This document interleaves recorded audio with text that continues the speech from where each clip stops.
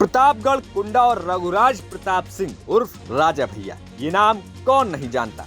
लेकिन राजा भैया ने बीजेपी के साथ इस चुनाव में ऐसा गेम किया कि बीजेपी हल्के में लेने के चक्कर में समझ ही नहीं पाई और यूपी में 33 सीटों पर आकर सिमट गई।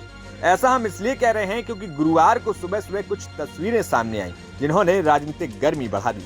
ये तस्वीरें थी बाहुबली विधायक रघुराज प्रताप सिंह उर्फ राजा भैया और कौशाम्बी लोकसभा से सपा के जीते हुए सांसद पुष्पेंद्र सरोज की। दरअसल राजा भैया यूपी विधानसभा में भाजपा की सहयोगी पार्टी है, यानी भाजपा के साथ गठबंधन में है। लेकिन लोकसभा चुनाव के समय गृह मंत्री अमित शाह से राजा भैया की मुलाकात हुई थी।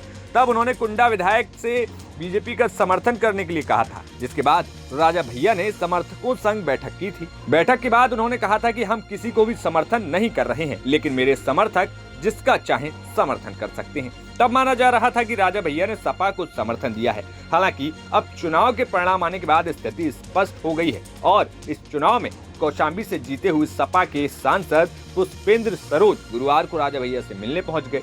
बताया गया कि ये मुलाकात दोनों के बीच कुंडा में राजा भैया के आवास राजभवन बेती पर हुई और साथ ही साथ पुष्पेंद्र सरोज से करीब यहाँ पर आधा घंटे बातचीत हुई। दोनों की मुलाकात की फोटो सोशल मीडिया पर वायरल हो गई। ये तस्वीरें जनसत्ता दल के सोशल मीडिया अकाउंट से ही शेयर की गई। इन तस्वीरों को शेयर करते हुए लिखा गया कि आज राजभवन बेती में जनसत्ता दल के राष्ट्रीय अध्यक्ष माननीय राजा भैया से शिष्टाचार भेंट करने कौशाम्बी लोकसभा क्षेत्र से नवनिर्वाचित सांसद पुष्पेंद्र सरोज। बता दें कि ये इलाका कुंडा से विधायक और जनसत्ता दल के अध्यक्ष रघुराज प्रताप सिंह उर्फ राजा भैया का गढ़ माना जाता है। प्रतापगढ़ सीट से बीजेपी के संगमलाल गुप्ता को हार का मुंह देखना पड़ता है। पहली बार चुनाव लड़े सपा प्रत्याशी शिवपाल सिंह पटेल ने यहां पर जीत हासिल की। उन्होंने बीजेपी को 66,206 वोटों से हराया। इसी तरीके से 10 साल बाद कौशाम्बी संसदीय सीट पर सपा ने एक बार फिर साइकिल में रफ्तार भर दी। सपा प्रत्याशी पुष्पेंद्र सरोज ने सीधे मुकाबले में 1 लाख से अधिक वोटों के अंतर से बीजेपी के विनोद सोनकर को हैट्रिक लगाने से रोक दिया।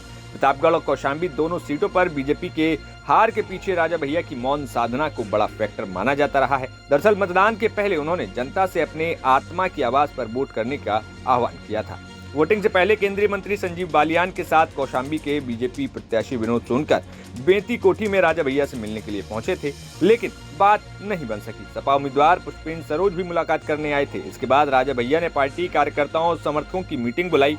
मीटिंग में कहा कि मुझसे मिलने दोनों ही दलों के प्रत्याशी आए थे, मैंने किसी को समर्थन नहीं दिया है, आप लोग जैसे चाहे वोट कर सकते हैं। कोई प्रत्याशी ऐसा नहीं है कि हम गारंटी ले सकें कि वो आपके सुख दुख में साथ खड़ा रहेगा। इसके बाद अगले ही दिन बड़ी संख्या में एकजुट जनसत्ता दल लोकतंत्र के कार्यकर्ता सपा प्रत्याशी पुष्पेंद्र सरोज के काफिले में शामिल होकर प्रचार करने लगे।